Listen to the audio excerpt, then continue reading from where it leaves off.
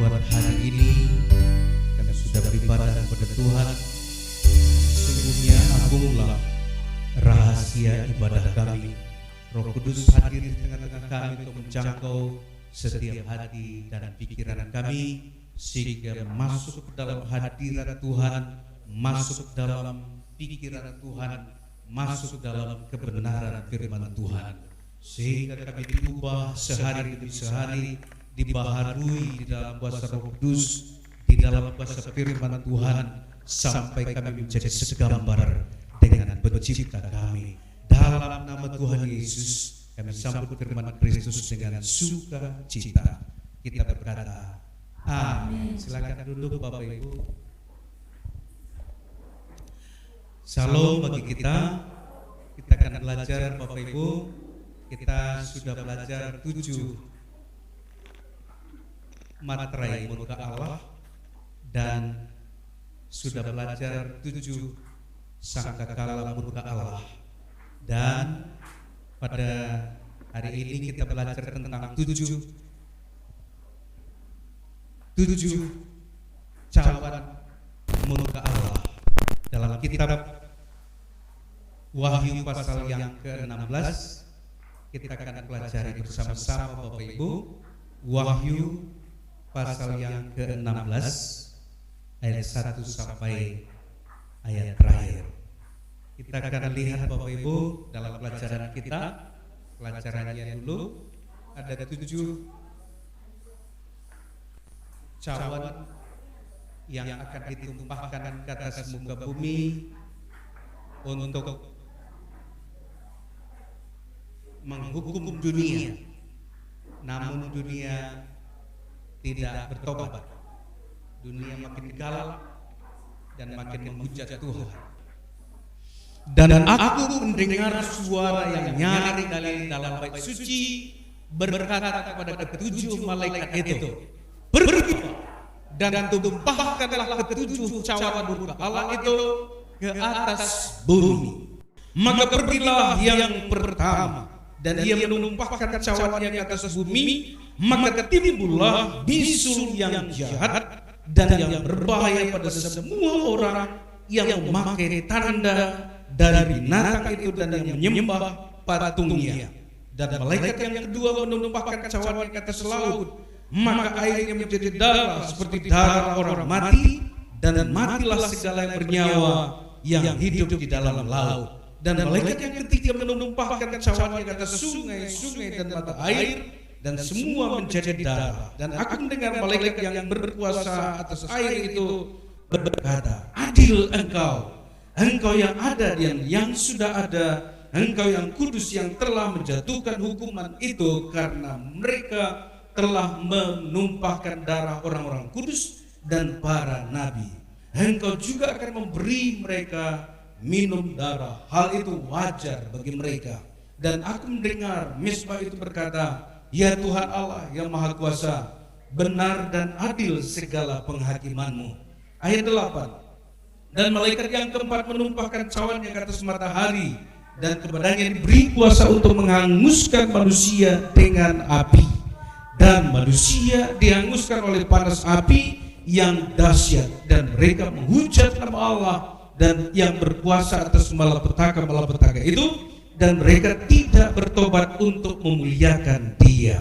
Dan malaikat yang kelima menumpahkan cawannya ke atas tahta binatang itu, dan kerajaannya menjadi gelap, dan mereka menggigit lidah mereka karena kesakitan. Dan mereka menghujat Allah yang di surga karena kesakitan dan karena bisul mereka, tetapi mereka tidak bertobat dari perbuatan mereka. Dan malaikat yang keenam menumpahkan cawan itu ke atas sungai yang besar, yakni sungai Efrat, lalu keringlah airnya, supaya siaplah jalan bagi raja-raja yang datang dari sebelah timur. Dan aku melihat dari mulut naga dan dari mulut binatang dan dari mulut nabi palsu itu keluar 3 roh najis yang menyerupai katak. Itulah roh-roh setan yang mengadakan perbuatan-perbuatan ajaib, dan mereka pergi mendapatkan raja-raja di seluruh dunia untuk mengumpulkan mereka guna peperangan pada hari besar, yaitu pada hari Allah yang Maha Kuasa. Lihatlah, aku datang seperti pencuri. Berbahagialah dia yang berjaga-jaga dan memperhatikan pakaiannya, supaya jangan berjalan dengan telanjang dan jangan kelihatan kemaluannya. Lalu ia mengumpulkan mereka di tempat di mana dalam bahasa Ibrani disebut Harmagedon, dan malaikat yang ketujuh menumpahkan cawannya ke angkasa, dan dari dalam bait suci kedengaran suara yang nyaring dari tahta itu, katanya, sudah terlaksana. Maka memancarlah kilat dan menderulah bunyi guruh, dan terjadilah gempa bumi yang dahsyat seperti belum pernah terjadi sejak manusia ada di atas bumi. Begitu hebatnya gempa itu. Lalu terbelahlah kota besar itu menjadi 3 bagian, dan runtuhlah kota-kota bangsa-bangsa yang tidak mengenal Allah. Maka teringatlah Allah akan Babel yang besar itu, dan memberikan kepada cawan yang penuh dengan anggur kegeraman murkanya, dan semua pulau hilang lenyap, dan tidak ditemukan lagi gunung-gunung, dan hujan es besar seberat 100 pon jatuh dari langit menimpa manusia, dan manusia menghujat Allah karena malapetaka hujan es itu, sebab malapetaka itu sangat dahsyat. Amin. Sungguh pernah di Pulau Serina, kadang-kadang hukuman yang berat itu tidak membuat orang bertobat. Betul Bapak Ibu? Haleluya. Sementara hukuman itu sebenarnya supaya menyadarkan manusia bahwa ada yang berkuasa melampaui segala yang ada di atas muka bumi, namanya pencipta langit dan bumi. Namun manusia seolah-olah merasa dia paling berkuasa atas segala-galanya, Bapak Ibu sekalian. Dia pikir dia berkuasa atas nyawanya. Dia pikir dia berkuasa atas masalah-masalahnya. Dia pikir dia berkuasa untuk melakukan hal-hal yang hebat. Namun virus sekecil itu pun tidak berdaya manusia. Haleluya. Virus COVID-19 yang kecil, yang tak kelihatan, tak kasat mata, yang hanya 1 sel pun dapat membuat manusia itu mati. Ketakutan, dan akibat ketakutan mati, bukan karena COVID. Haleluya. Bapak Ibu, begitu mengerikan, begitu menakutkan bagi manusia saat ini. Bukan makin turun, tetapi makin naik terus jumlah penderita yang terpapar COVID-19 itu. Namun manusia akhirnya tak takut lagi, keluar tak pakai masker, tak sering cuci tangan, tak melakukan protokol kesehatan. Kenapa? Karena sudah nggak takut lagi.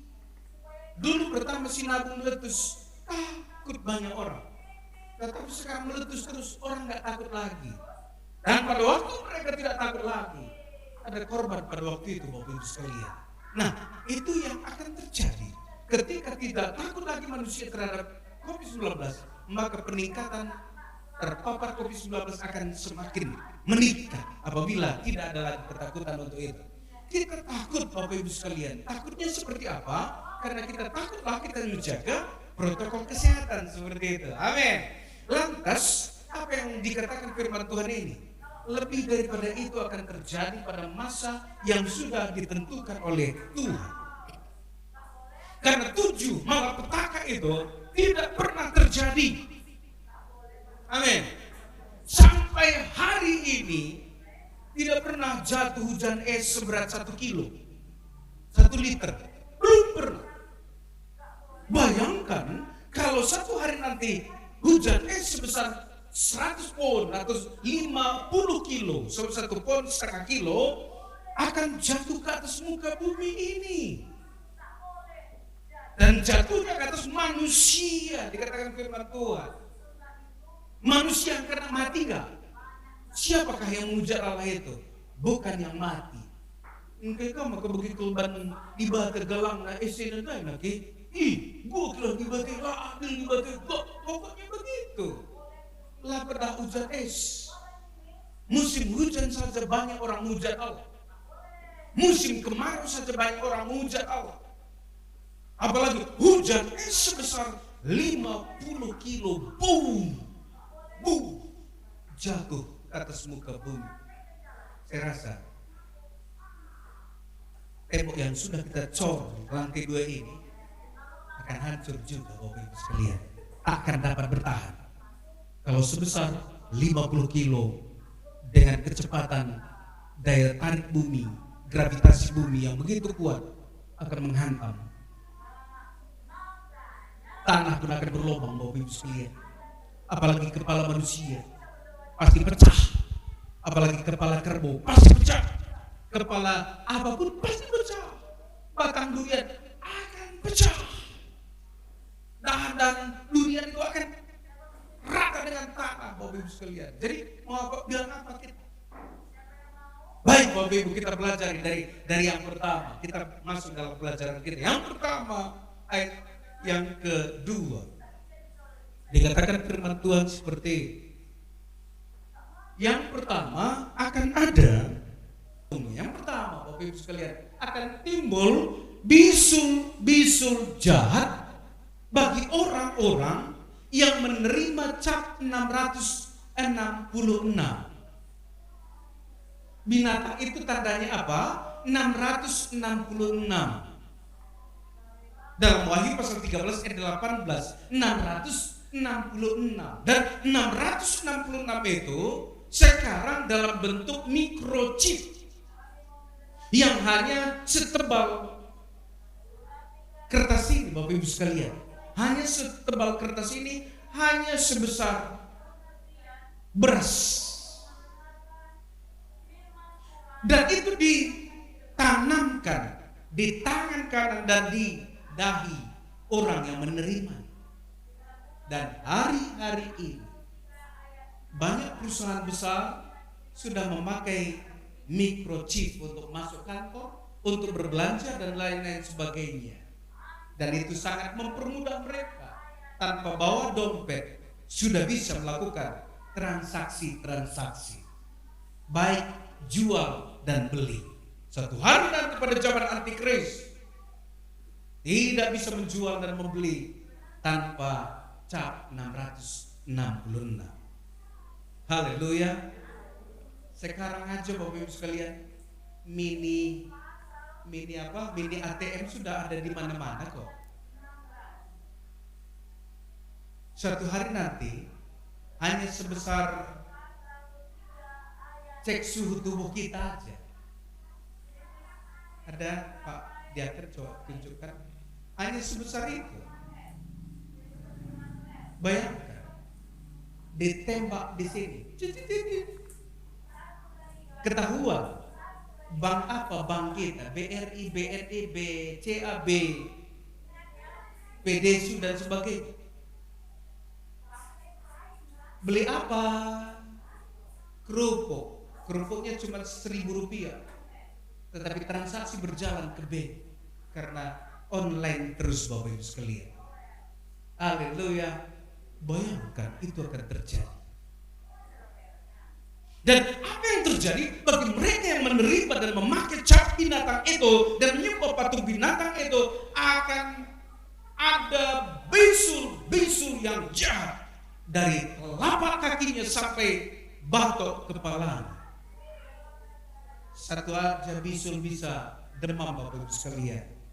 Ini dari telapak kaki sampai ujung rambutnya ada benih-benih bisul itu.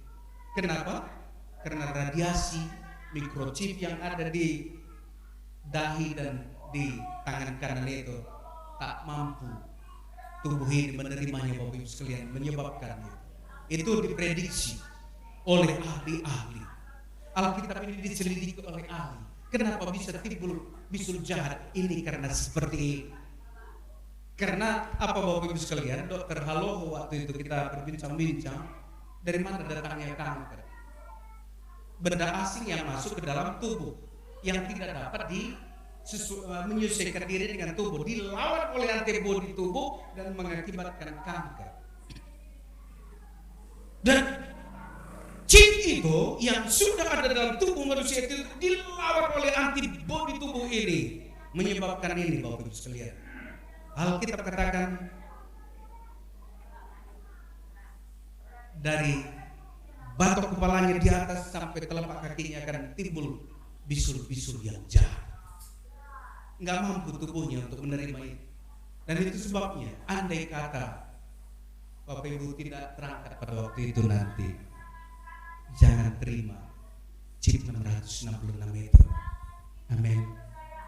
Andai kata sebenarnya hari-hari ini hari-hari di mana kita harus makin berjaga-jaga, makin kuatlah dalam Tuhan, makin dewasa menjadi gadis dan menjadi bijaklah sebagai seorang gadis di dalam Tuhan. Jangan sudah dewasa tapi masih bodoh, udah gadis tapi masih bodoh. Jangan seperti itu. Dan inilah waktu-waktunya bagi kita untuk makin berjaga-jaga. Kalau tidak, mungkin beberapa orang di antara kita akan menjadi antikris.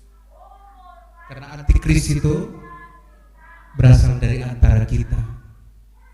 Amin. Amin. Sebabnya mari kita makin sungguh-sungguh. Apapun terjadi, jangan lepas hubungan kita dengan Tuhan. Amin. Kalau bisa terjadi, hubungan dengan Tuhan tetap connect. Makin kuatlah di dalam Tuhan, makin nyambunglah terus dengan Tuhan. Jangan pernah menolak didikan yang maha tinggi. Amin. Karena memang makin enak bagi orang kaya, ini bagus sekali. Chip 666 itu sangat bagus sekali. Karena ATM-nya nggak perlu lagi. ATM bisa hacker orang, dibobol orang. Uang bisa dirampok orang. Tetapi ini nggak bisa dirampok lagi. Tetapi resikonya seperti ini, Bapak Ibu sekalian. Itu sih yang pertama. Dan yang kedua, mereka yang sudah menerima cap 666 itu tidak akan pernah bisa diselamatkan lagi, walaupun dia katakan aku bertobat. Enggak lagi Tuhan, ampuni aku Tuhan. Mereka yang sudah terima, enggak ada lagi waktu untuk bertobat.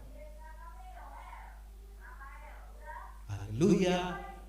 Amin. Yang kedua, apa yang terjadi? Yang kedua yang akan terjadi adalah bayang ada lauka ditumpahkan cawan murka Allah itu ke atas laut, maka semua laut itu menjadi darah seperti darah orang mati, berarti mengental dia, dan semua makhluk hidup yang ada di laut akan mati. Bapak Ibu sekalian, adalah seperti lilin. Ini bukan sepertiga lagi, tapi semua menjadi darah. Dan kehidupan di laut itu bagaimana, Bapak Ibu sekalian? Pasti tidak ada lagi kehidupan di laut. Amin.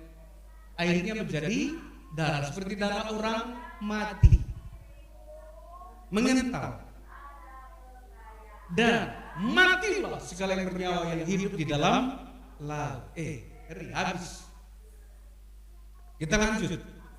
Yang ketiga, malaikat yang ketiga menumpahkan cawannya ke atas sungai-sungai dan mata-mata air, dan semuanya menjadi darah. Yang ketiga, semua sungai, mata air menjadi darah. Waktu itu hanya sepertiga oleh Absintus. Sekarang yang tinggal 2/3 lagi, semua mata air menjadi darah. Jangan ini tanah kerahe. Masih, karena manusia diberikan Tuhan kuasa untuk berpikir. Disaringlah, dibeginikanlah, dibuatlah seperti inilah, inilah segala macam. Dan itu masih bisa nanti digunakan. Kalau tidak ada lagi manusia, nggak akan ada peperangan Armageddon. Haleluya. Bayangkan, Bapak Ibu sekalian, semua jadi darah. Dan darah yang dimaksud di sini bukan darah seperti darah orang mati, tetapi masih encer-encer lah dia, masih bisa lah disaring-saring dia, masih bisa lah dibersihkan dia.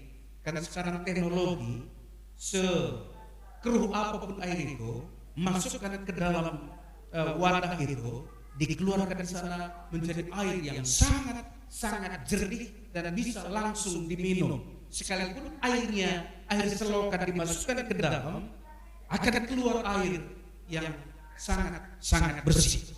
Bapak Ibu sekalian, dan itu sudah disiapkan oleh manusia sebenarnya supaya apa? Manusia itu enggak semua binasa. Dan ikan-ikan juga dikatakan di sini enggak mati seperti laut itu. Semua yang ada di laut itu mati, termasuk rumput laut, termasuk ganggang, termasuk ubur-ubur, termasuk kepiting. Iya kan? Bapak Ibu sekalian, nggak ada lagi yang hidup. Tetapi di sungai-sungai ini masih ada yang hidup.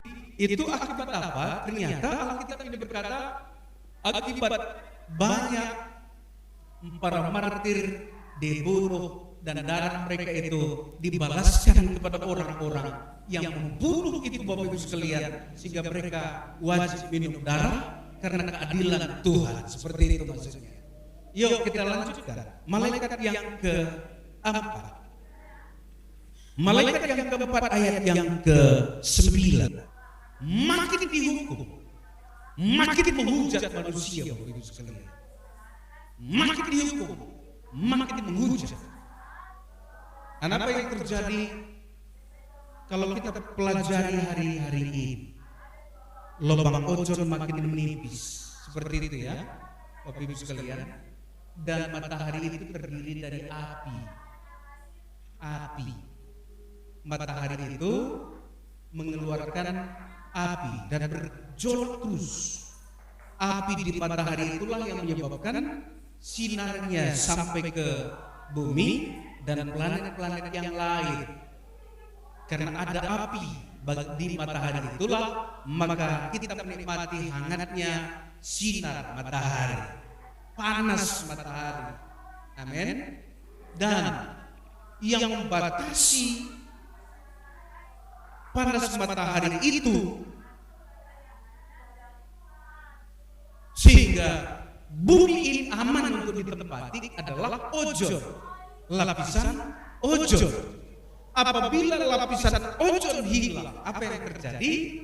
Maka matahari akan membakar seluruh bumi ini. Amin. Akan membakar. Dan sekarang di Australia banyak orang kena kanker kulit karena di atas Australia itu lapisan ozon sangat menipis, sangat tipis, menyebabkan mereka banyak terkena kanker kulit kalau bekerja di luar rumah. Seperti itu Bapak Ibu sekalian. Dan ini makin menipis. Makin banyak orang beli kulkas, makin menipislah lapisan ozon. Makin banyak orang tanam jagung, makin menipislah lapisan ozon. Makin banyak orang menanam kelapa sawit, makin menipislah lapisan ozon.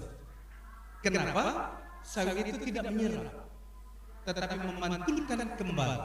Demikian padi, demikian juga banyak tanaman-tanaman yang kita tanam, termasuk jagung, Bapak Ibu sekalian. Haleluya. Kalau panas matahari, kita berteduh di bawah jagung, kira-kira nyaman enggak? Enggak, karena dia tidak membuat perlindungan. Tapi kalau kita berteduh di bawah pohon-pohon yang rindang daunnya, kita akan merasa sejuk di bawah, sekalipun pada saat terik matahari. Seperti itu, Bapak Ibu sekalian. Amin. Yuk kita lanjutkan. Maka banyak manusia akan hangus oleh api yang dari matahari itu. Sudah berapa malapetakannya? 4. Yang kelima, yuk kita lihat. Yang kelima, apalagi yang akan terjadi? Dan malaikat yang kelima menumpahkan cawan itu ke atas tahta binatang itu. Binatang itu siapa? Antikris. Amin. Supaya tahu kita. Binatang itu antikris. Dan kerajaannya menjadi gelap, dan mereka menggigit lidah mereka karena kesakitan. Dan mereka menghujat Allah yang di surga karena kesakitan dan karena bisul mereka. Tetapi mereka tidak bertobat dari perbuatan mereka. Mereka menggigit lidah karena kesakitan. Haleluya. Kenapa banyak orang kesakitan? Dikasih sesuatu untuk digigit supaya nggak lidahnya tergigit.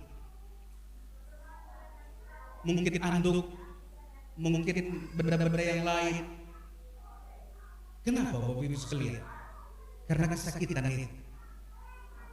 Dan di sini kesakitan mereka akibat apa? Dua macam. Satu karena bisul, satu lagi karena kegelapan pada kerajaan itu. Kegelapan pada kerajaan itu menceritakan bahwa ketumpuran mereka tumpur. Akibat apa? Karena microchip yang mereka ciptakan itu akhirnya mengganggu sistem perbankan, mengganggu sistem jual beli transaksi, mengganggu segala sistem sehingga mereka tumpur yang bukan main seperti itu. Haleluya. Apa yang terjadi? Mereka menghujat Allah. Engkau begitu, kenapa seperti ini? Kenapa itu? Kenapa terjadi ini? Kenapa Allah itu tidak adil? Itu dalam hujat mereka terus menerus. Bapak Ibu sekalian, Tuhan kita adil enggak? Adil sekali. Amin. Kenapa adil? Karena Dialah satu-satunya yang adil. Adik kita labu adil kau. Siapa cerita kelang, siapa cerita lah kelang, ya, dekat lah adil. Bapak pernah di perang saya, tapi Tuhan kita adil, sangat-sangat adil. Amin. Kita lanjutkan. Mereka menggigit lidah karena kegelapan dan bisul mereka itu. Malaikat ke-6, iya kan? Malaikat yang ke-6 merupakan cawan ke atas sungai yang besar, sungai Efrat. Lalu keringlah airnya supaya siaplah jalan bagi raja-raja yang datang dari sebelah timur. Dan aku melihat dari mulut naga. Di mana naga? Di timur. Dan dari mulut binatang. Di mana binatang? Binatang itu ada di Yerusalem pada waktu itu. Itulah antikris. Amin. Amin. Dan dari mulut nabi palsu. Siapa nabi palsu? Adalah pengikut-pengikut daripada naga itu. Pengikut naga itu berbicara tentang si ular tua, iblis. Maka dia pakai mulut nabi-nabi palsu untuk bernubuat palsu. Kan seperti itu. Dan dari mulut mereka itu keluar 3 roh najis. Roh najis itu menyerupai kata. Dia tidak dikatakan kata apa. Karena di bumi ini ribuan jenis kata. Ada kata panggul. Amin. Amin. Bisa dimakan? Bisa. Ada panggul tua. Bisa dimakan? Beracun. Gak bisa dimakan. Anak Tuhan, kata yang mana ini? Mungkinkah itu satu bahasa kiasan atau sesuatu yang maksud Tuhan digambarkan seperti apa? Namun dari mulut mereka keluar 3 roh najis. Dikatakan roh najis yang menyerupai kata. Berarti yang keluar itu roh najis. Bentuknya seperti kata. Bapak Ibu, peperangan besar itu akan terjadi ketika sungai Efrat kering. Maka raja-raja dari timur dan raja-raja dari seluruh dunia dipengaruhi oleh roh najis itu yang menyerupai kata itu untuk mengumpulkan mereka semua guna peperangan yang besar. Peperangan yang dimaksud adalah peperangan pada hari Tuhan. Dan peperangan itu namanya perang Harmagedon. Dan pada perang Harmagedon itu Bapak Ibu sekalian, apa yang terjadi? Maka seluruh raja-raja mengepung kota Yerusalem, dan orang Israel yang sudah ada di Bukit Petra, di Gunung Petra, mereka akan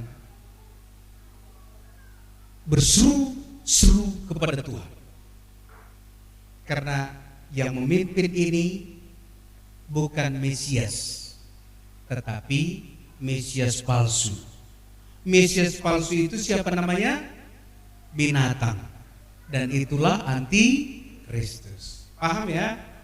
Gelah sidat simbol-simbol bahasa Alkitab Wahyu dan melala di simbol, melala bahasa kiasan, dan melala kata ganti ketiga, Bapak Ibu sekalian. Seperti roh-roh najis itu menyerupai kata, itu kan kata ganti. Yang keenam sekarang. Dan Alkitab itu berkata, Bapak Ibu sekalian, sangat-sangat akurat. Dan disitulah nanti orang Israel dikepung oleh bangsa-bangsa dan raja-raja itu tadi, dan Israel akan berseru kepada Tuhan. Dan Tuhan menurut Alkitab akan datang kembali ke dunia ini di Bukit Zaitun. Amin. Dengan siapa? Dengan para malaikatnya dan dengan semua orang-orang kudus yang sudah terangkat di awang-awang permai. Mereka akan datang. Itu sebabnya dikatakan peperangan pada hari Tuhan. Ngangkan peperangan pada hari Tuhan. Nanti ada tanya jawab. Kita lihat teruskan. Yang ketujuh, kita lihat malaikat yang ketujuh ayat 17 menumpahkan cawat ke angkasa, dan dari dalam bait suci kedengaranlah suara yang nyaring dari tahta itu, katanya, sudah terlaksana. Maka memancarlah kilat dan menderulah bunyi guru, dan terjadilah gempa bumi yang dahsyat seperti belum pernah terjadi sejak manusia ada di atas bumi. Begitu hebatnya gempa bumi itu. Dan lalu terbelahlah kota besar itu menjadi 3 bagian, dan runtuhlah kota-kota bangsa-bangsa yang tidak mengenal Allah. Maka teringatlah Allah akan Babel yang besar itu, dan memberikan kepadanya cawat yang penuh dengan anggur, kegeraman murka Allah. Dan semua pulau hilang lenyap, dan tidak ditemukan lagi gunung-gunung, dan hujan es besar seberat 100 pohon jatuh dari langit menimpa manusia, dan manusia menghujat Allah karena malapetaka hujan es itu, sebab malapetaka itu sangat dahsyat. Pada malapetaka yang ketujuh, cawat yang ketujuh ditumpahkan, maka Tuhan menghukum dunia, menghukum kota bangsa-bangsa yang tidak mengenal Allah, dan menghukum semua orang penghujat nama Tuhan Yesus Kristus. Dan apa yang terjadi? Maka berbunyilah kilat memancar, guru berbunyi, bunyinya seperti apa, dahsyatnya nggak tahu kita. Bapak Ibu sekalian, akan tergeserlah pulau-pulau, gunung-gunung tidak ada lagi pada tempatnya. Dan selanjutnya yang terjadi, Bapak Ibu sekalian, yang terjadi adalah maka semua yang ada akan dibinasakan kecuali orang-orang pilihan dan panggilan oleh Tuhan Yesus Kristus. Amin. Dan apa yang terjadi selanjutnya? Maka akibat gempa bumi yang dahsyat itu, dan itu belum pernah terjadi. Sekarang ada 10 pada skala Richter gempa bumi, itu belum seberapa. Mungkin pada saat-saat seperti ini Tuhan akan menghukum dunia dengan besaran daripada gempa itu sekitar 20 sampai 50 pada skala Richter. Ngeri gak? Ngeri, sampai gunung tidak ada lagi pada tempatnya, rata dengan tanah, pulau-pulau bergeser, dan semuanya akan tidak ada lagi kelihatan pada tempatnya. Dan Bapak Ibu sekalian, bukan hanya itu, hujan es sebesar 100 pohon akan turun jatuh menimpa manusia yang ada di atas muka bumi. Wah. Ngeri sekali waktu itu, Bapak Ibu sekalian. Dahsyat sekali waktu itu. Dan apa yang terjadi? Orang-orang itu tidak akan bertobat karena mereka memang tidak mau bertobat. Seperti Tuhan mengeraskan hati Firaun pada waktu itu, sampai 10 tulah dicurahkan atas Mesir. Mereka bukan bertobat, mereka tetap mengeraskan hatinya. Demikian akhir zaman, manusia akan mengeraskan hatinya, tidak mau bertobat karena malapetaka yang dicurahkan atas muka bumi ini. Bapak Ibu, Tuhan memberkati. Ada 7 malapetaka oleh 7 cawan murka Allah yang akan ditumpahkan ke atas muka bumi. Mari bertobat Bapak Ibu sekalian.